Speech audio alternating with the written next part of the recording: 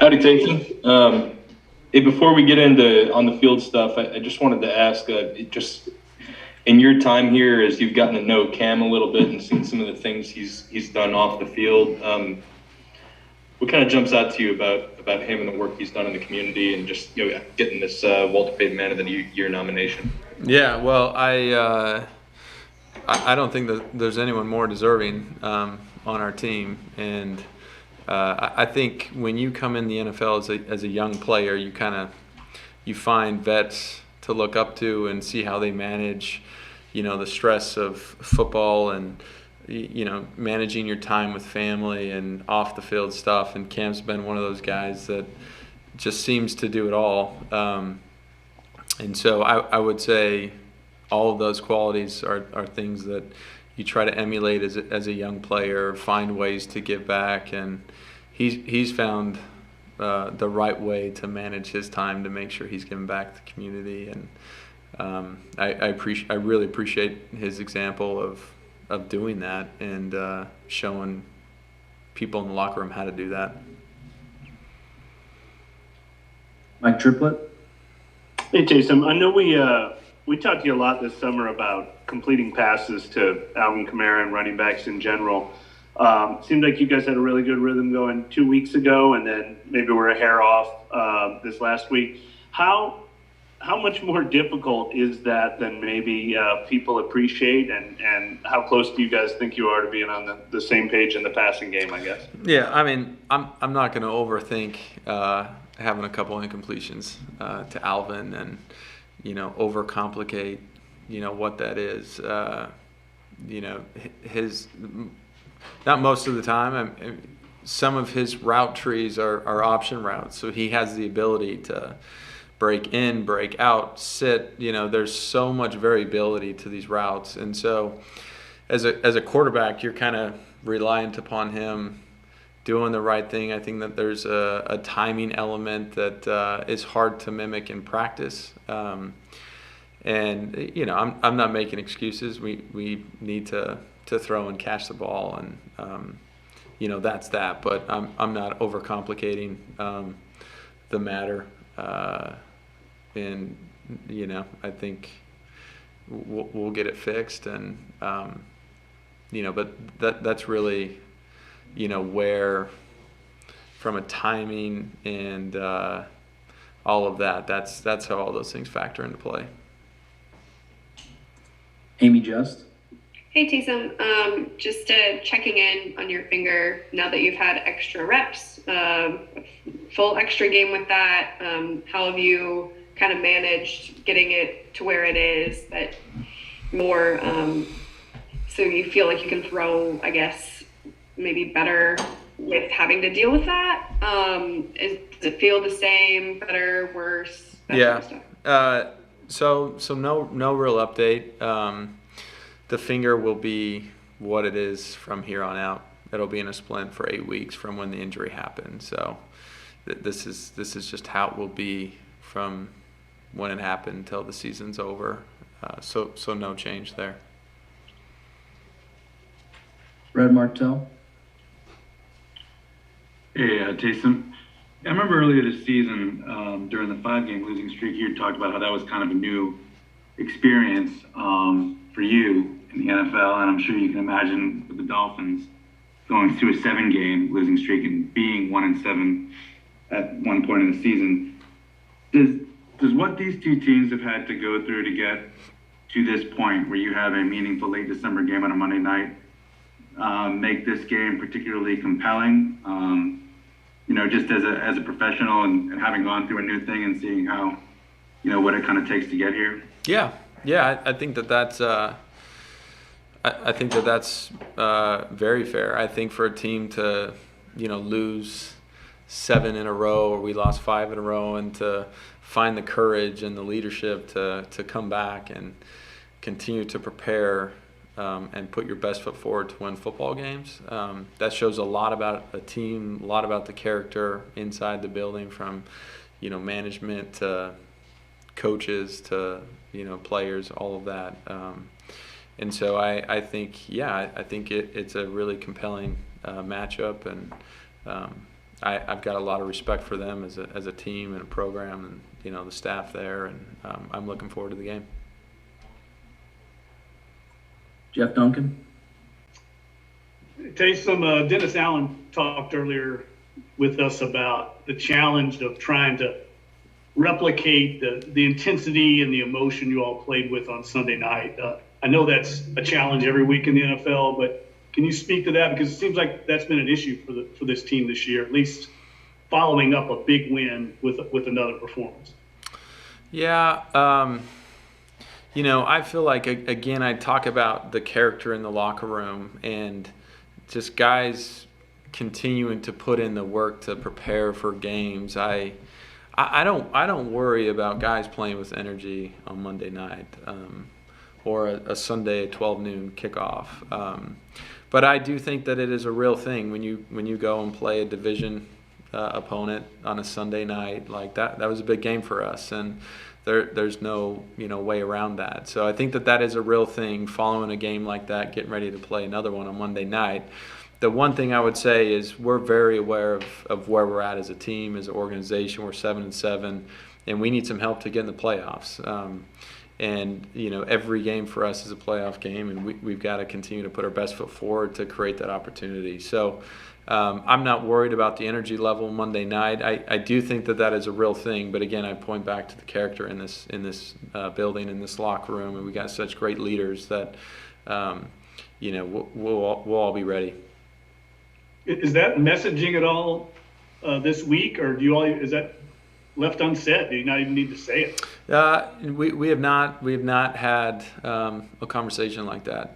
In the locker room with the staff. We have not talked about that. I think we're all professionals. We know what the expectation is. Thank you. Last question here, Luke Johnson.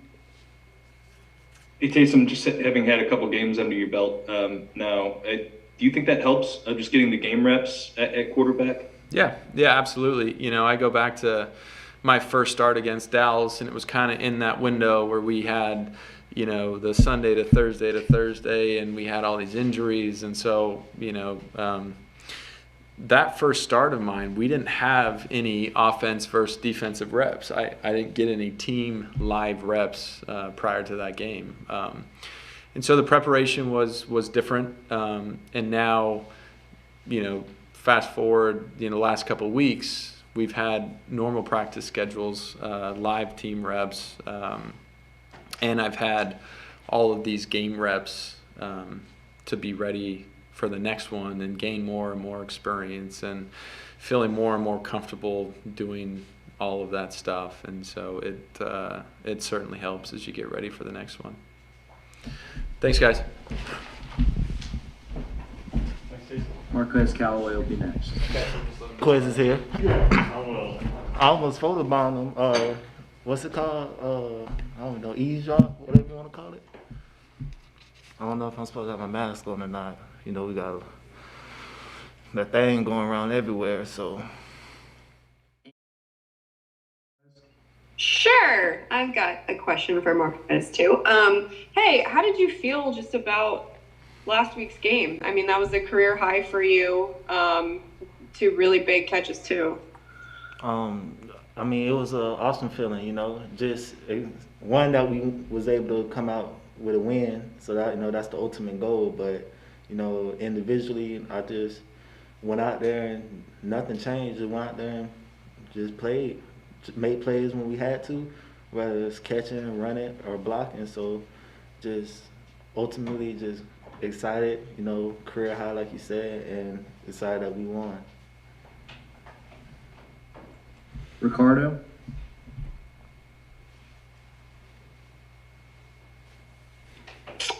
Hey, Marquez. I know this is kind of the first season that you've been playing at home with a full crowd, but you probably heard all the stories of just how, that home field advantage in the Superdome is. How weird is it that this team that only has one victory inside the Dome this year? And how important is it that these last 2 home games you've got to close out since you are in the middle of a playoff race? Right. I've heard stories, and everybody told me since I've gotten here, like, I haven't played here for the Saints until I had a chance to play in front of the crowd. And I mean, since preseason when we had a little bit of crowd there, you know, it's just been nothing but great, you know, being able to listen and hear the advantage we have, whether that's compared to on the road and at home. So it was just, you know, a feeling that I can't explain. You know, I told my best friend, you know, you got to come up here so you can experience, you know, the stadium, because it's definitely different than college, definitely different than any other game that you've been to. So I'm still trying to get them up. We got 2 games left to get them up, but looking forward to these 2 games at home. I mean, we're gonna need all the home crowd we need and can use. So I'm excited for it. I know they're excited for it. You know, we have a chance to turn things around here at the end. So that's what we're gonna go out and do. Jeff Duncan? Hey, Marquez, I wanted to get your take on the controversial hit that P.J. Williams had on Chris Godwin. I mean, you've been a receiver and you've made on those crossing routes, I'm sure, throughout your career. Sometimes you're defenseless, but yet I know you know PJ, he's a teammate. You know he's not trying to hurt somebody, but I'm kind of curious to get your thoughts on where you stand on all that, because it's become kind of a thing this week. Yeah, I haven't, like you said, that was the first time I've heard anything about it, honestly. You know, I've never heard of it. I mean, on the field, during the game when it happened, you know, nobody likes to see a player go down, our team or any other team, you know, no matter if, you know, we're playing against them, you know. So seeing him go down, I mean, I'm not going to say like, I mean, he went down and he was hurt, and that's never a good thing. So, you know, I hope everything went well for him, but then I seen, you know, as we were going home that he had an MCL. So, I mean, I hate that for him, and I wish him the best of recovery, but when you just said that, that was my first time honestly hearing about it being a controversial hit. I mean, like you said, we go through the middle all the time. We get hit like that all the time. So it's just unfortunate that, you know, it happened to a player like him and to one of our guys doing it. So This will be the last one for Marquez. Luke Johnson? Marquez. Gotcha, Marquez. Hey, just curious how you guys offensively just view the games like last week. You guys played a couple of those this year where it's kind of just control the ball and play complementary defense. Like do you want to play games like that? Or when those games end, or are you kind of frustrated you didn't put up more points? How do you kind of do that? As an offense, as a receiver, you know, we want to throw the ball every down. Obviously, we know you can't do that, but, you know, as an offense, I feel like we want to score points every time you go out there, whether it's touchdowns, field goals, or, you know, anything. So, but putting our defense in the situations that we have been putting our defense, I mean, even though they can take it, and they've been doing a great job the last few weeks or this season, as a matter of fact, we can't keep doing that, because sooner or later, you know, it's going to come back and hurt us. So, I mean, defense does a great job stopping the opponent, going out there and doing what they can, and then we go out there and, you know, we have a few drives where, you know, we're 3 and out, then they're right back on the field. And, I mean, as a receiver, and I know it's frustrating because, you know, we feel like maybe it's something more we can do to keep our defense from being out, because like you said, it's complementary football. They have our back, we have their back. And the less that they're on the field, the more product and more that they can produce. So just being able to go out and if we have to sustain drives, or if we have to, you know, just play where we have to run the ball out, then, I mean, as long as it's helping our defense, that's all that matters. So that's pretty much what we try to do. I think that's it. Appreciate it, Marquez. Thank y'all.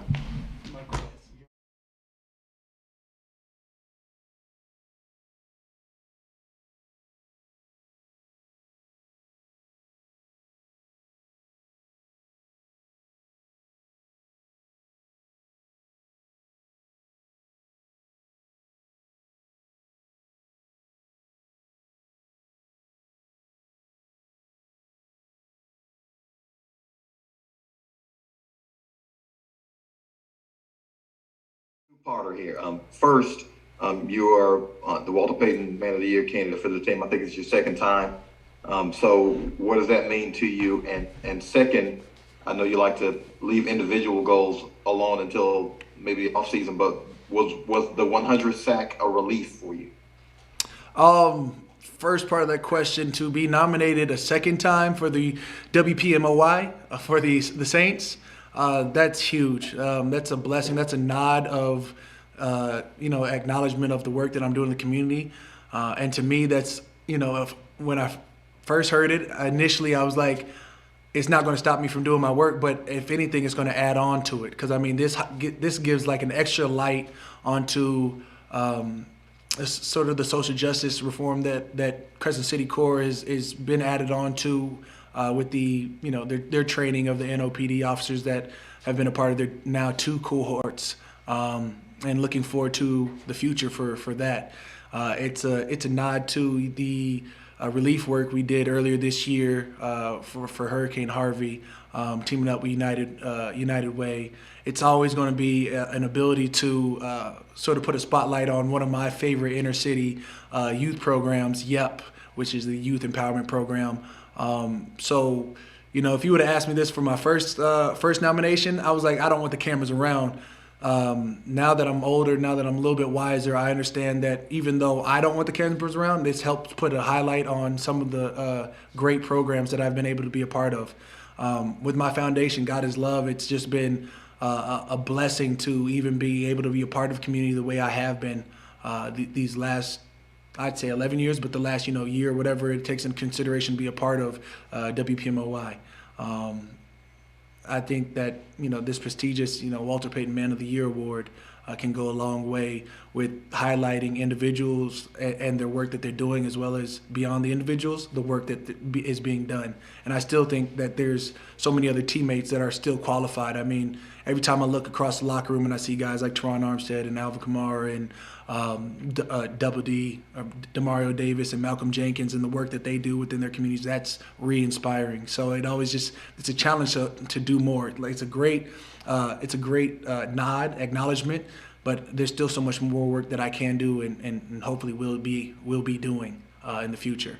The second part, you're gonna have to remind me because now I just went off on a whole rant. the 100 sacks, was it a relief to get there? You can't talk about philanthropic efforts and then just talk about an individual stat. I mean, but I mean, the 100 sacks is a phenomenal achievement. Had I not just had been told I was a run stopper my rookie year and only had 1 sack my rookie year, maybe I would have got here faster. But we're here now.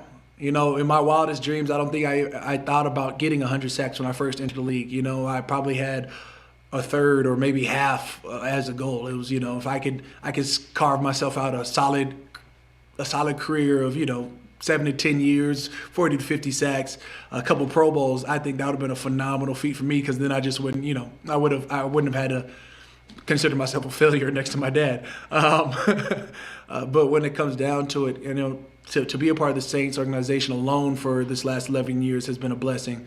To see the teammates I've had, from Jimmy Graham to Drew Brees to Akeem Hicks,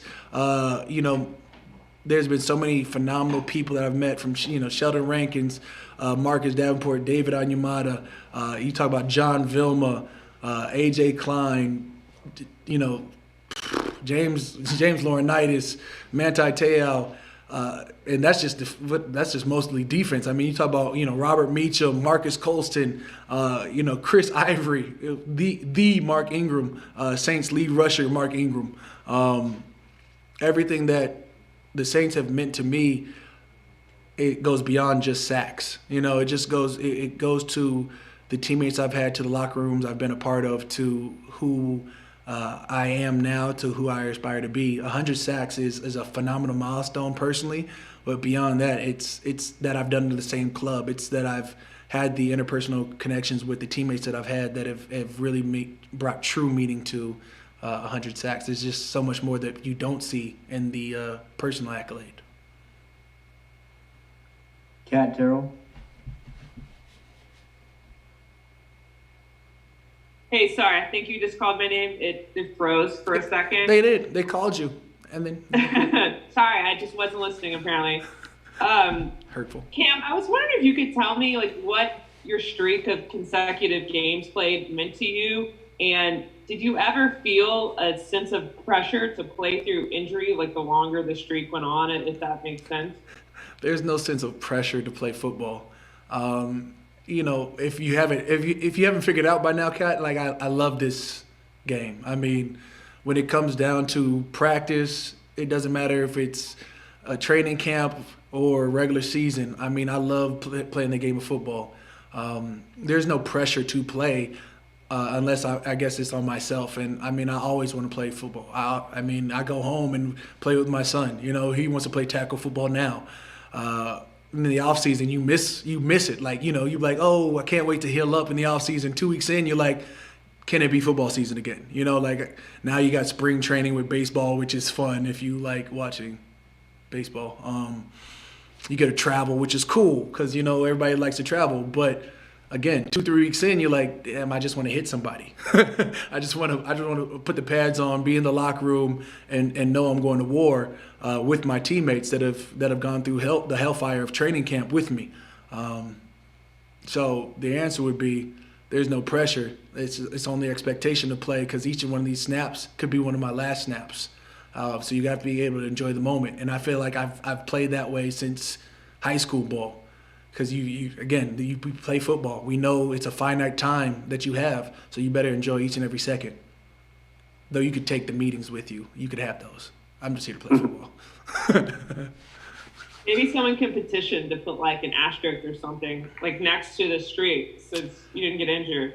My team won. What does that matter? Sorry, go ahead. Cam, that enthusiasm you've had for football and you can tie in, you know, the work you've always done in the community too. I mean, you're obviously a very dynamic type A personality. I mean, has that been you since a young age, or was there a time when you came out of your shell? Or that's something you'd have to ask my mother. 6-7-year-old me waking up at 5 o'clock in the morning, singing and screaming at the top of the lungs. I thought everybody did that. Apparently not. But now I've got a son who's just like me. So now I'm getting just desserts. So I fully understand what I was doing. But I can only say, you know, hopefully it propels him to greatness because he does the same. Like I look at him like I'm looking at a mirror sometimes, just 26 years younger. I've always been me. I think the only thing that has changed is, you know, the family nickname to now just being called Cam. That's about all that's changed for me. Well, I was surprised when you said you would have come into this league just being happy to play 7-8 years and have 50 sacks. I mean, your goals, have they grown with each year, or were you just being humble and like you've always wanted to get the maximum that you can? I mean, I know you've talked about playing up to 20 years sometimes. You know, I feel like 16 was a solid number. Another 5 years after that, that's super solid. We'll probably, we'll re-engage around then. I don't know if I've ever wanted to play 20, though. Like, there's nothing in me that says I'm going to be 40 years old playing football. Come on. I respect Whitworth. I respect Tom Brady, Drew Brees. Half the kickers in the game, it won't be me. 40 will not. It better not be me. I feel like with the energy that I give this game, everything that I've been able to give this game, and everything the game has given to me, I've never taken it for granted. I've always enjoyed each moment that I've been here. So now I'm not being humble when I said 40, 50 sacks. My rookie year, again, I try and tell people I got drafted to play the 4-eye. I got drafted to play a 3 technique, and I worked my ass off to become a defensive end and be recognized as such. So from 1 sack my rookie year to, as high as 15 and a half sacks one of these years, I look back at it, and since then I don't think I've had a season with less than, now let's call it less than 7.5. I guess we still have time for this one. I don't want to knock on wood. I'm at 6 now. Would have been 7 with the Josh Allen track, but it was a Quan Alexander interception. We won't talk about it. We're just going to move forward. I just feel like with each game and each step that we take forward. You know, during season, it's about the team. And then, again, in the off season, we'll talk about personal accolades. But for me, it's about loving each and every minute that I'm in this building, being able to work and do the job that I love. Got time for one more. Rhett Martell. Okay, I do have a football question, but first. Let's do it. It's time. First day union matter. I wanted to just ask you real quick, just because of your involvement in that. Last week, when there was some discussion apparently about maybe canceling 3 games, how much were the players kept aware of that, and what was your kind of reaction to that notion being floated out there? I'm gonna preface this with I'm an NFLPA rep alternate. You'd have to talk to Demario Davis as the team NFLPA rep. I will say I knew that the games weren't going to get canceled though. Come on, Big Biz wins. But you weren't. Were players concerned about that idea of not, because you wouldn't get paid and stuff? I mean, if that happened, not you, but the guys in those 3 games. Refer to those last 3 words I just gave you. Okay. As far as the football question, look, I remember you telling us over the summer at one of your community events, you know, you wanted to enter your second decade building on everything, second decade in the league, building on everything you had accomplished in the first, and, you know, showing you were still in your prime and playing as well as ever. Lately, it looks like you have. Was it difficult though, early in the year when the results or the sacks weren't coming, and how do you put that all in perspective? No, I mean it's a season. If anything, I just say take a deep breath. It's a 17 game season, and in the first part of the season, there was a lack of depth at D line for us. You know, our starters that we looked forward to were sort of out of it.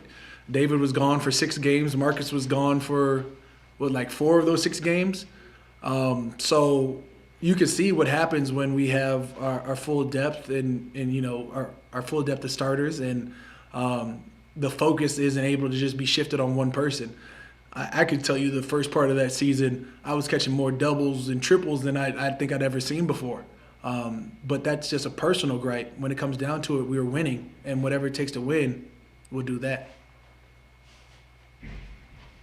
So the answer would be no frustration. I'm on full tilt because, again, I came to this league as a run stopper. You're not just going to define me by being a pass rusher. If I went sackless for the year, I know I played the hell out of that run. Good, thank you. I think that's it, Cam. Thank you.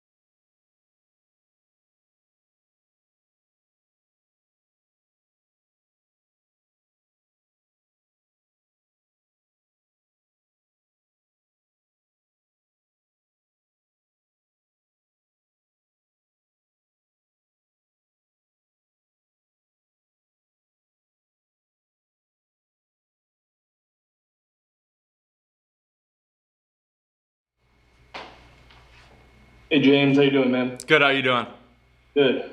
Hey, as an offensive player, how do you view like a game like Sunday night where you guys win the game, you're playing complimentary football, but you're only scoring 9 points, don't get the ball in the end zone? Like, do you view that as a success? Are you frustrated by it? Like, how do you kind of do that? The main goal, obviously, is to win the game. So from that point of view, it's a success. You know, we kind of had an idea of how that game was going to go, what type of a game it was going to be, and it was exactly what we thought. Obviously, there's a lot of times, especially in the second half, where we felt like as an offense we were, leaving the defense out to dry. They were out there way too much. That's just really taxing on a defense, and they answered the challenge. They did an incredible job against a really good offense. So that was great to see, and it's encouraging to know you got those guys on your team. There's a lot of things we could have done better. We felt like we could have closed out the game with the ball, and we didn't do that like we wanted to. So that was a challenge to us, and something we know we have to improve on in the future. Where do you think this offense is these last couple of weeks? Do you feel like maybe from that losing streak you've taken a step forward just from a consistency standpoint, maybe? Yeah, I think so. I think we understand maybe a little more of our identity. We know what we can do, what we can't do in order to succeed. I think we've hit some of those markers in these last 2 wins, which is really important. So just understanding who we are and, hey, this is how we're going to score points. This is how we're going to move the ball. And each week just taking the kind of things that, hey, we need to improve on these things if we want to be the offense that we know we can be. And so just, coming in, going to work Wednesday, Thursday, Friday, Saturday, and making sure we're sharp for the game. Brett Martell. Hey, James. Question about the path that these two teams have taken. Is it just as a professional in this league, is it interesting to you in any way, or satisfying or gratifying to be involved in a game where you had, your team went through a 5-game losing streak. They lost 7 in a row. And yet, both teams obviously persevered to the point where you're in a meaningful game on December 20th, 7th on Monday night. Yeah, it's really cool. It's such a long season. It's kind of a cliche.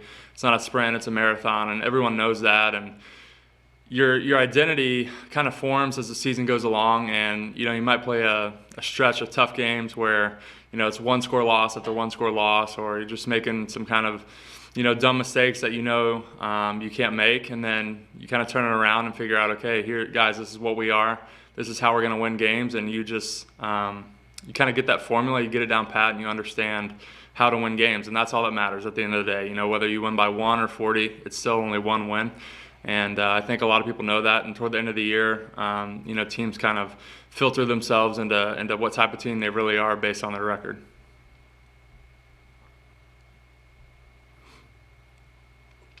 Luke?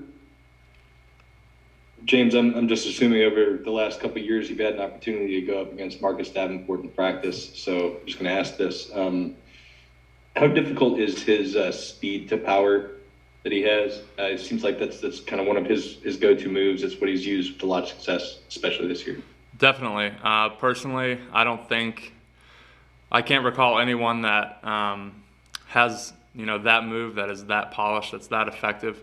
And it's great. I told him maybe last week or a couple weeks ago, I'm like, I'm so glad to see that working on Sundays, because I am more than sick of tired of trying to block that, throughout training camp, throughout practice, and just seeing it pay off for our team is great. For him is great. It's obviously a great move for him, and it's helping us. He's a disruptive player that's having a lot of success lately, and it's a tough move, and I do not envy anybody trying to block it. Mike? It's funny, I was going to ask you about facing Cam Jordan. If I remember right, you did not play against the Saints when you were in Baltimore, right? But that's correct. Yeah, we played them. Yeah, missed 1 to injury, and then I was a backup 1 year and didn't play. Yep. I assume you've studied him on tape, though, even as an opponent, and were part of meetings to prepare to face him. What has made him kind of a unique player, and still does, I guess, 11 years into his career? I think the first thing that jumps off is he's not going to take a play off. So, if you've got 70 plays in a game, he's going to have 70 opportunities to make an impact play, whether that's a TFL, a sack, a turnover. He's not going to take any of those plays off, and that's just going to increase his chances to make an impact on the game. The second thing is his kind of move set that he does, everything looks the same. Whether it's a pass set or you're run blocking him, he approaches every block in a very similar way, and then right at the last second, whether it's a swim move or whether it's a bull rush, whatever it may be, they all look the same. So you really, a player like him, 1, you got to bring it every play, and 2, you got to make sure that your technique is sharp, is on point, and is consistent, because as soon as you have one little slip up, he's able to take advantage and make a play. Last question here, Amy Just. Hey, James. So even though y'all play on Monday, you have a almost traditional schedule with Wednesday, Thursday, Friday off Saturday, then walk through Sunday. How meaningful is that y'all will get some family time on Saturday, just knowing how precious that is, especially during the season? Yeah, it's incredibly precious. That's totally right. Christmas is a very important holiday for a lot of people for great reason. And I think, yeah, just to have a little chance to know that, hey, we still got the exact same amount of time that we would have in a normal week. We've just got, one day in there to catch some physical rest, to get some mental rest, and spend time with friends and family. It's a great feeling, and it's very exciting the way your schedule works out. Playing on holidays, typically isn't the most enjoyable thing to do. So just to know that, hey, we've got Christmas, we've got a Monday night game following that. It's a great holiday, great atmosphere for a game. In the dome, blackout. It's just a great combination for a lot of great things. I think that's it. Thank you, James. Thanks, guys.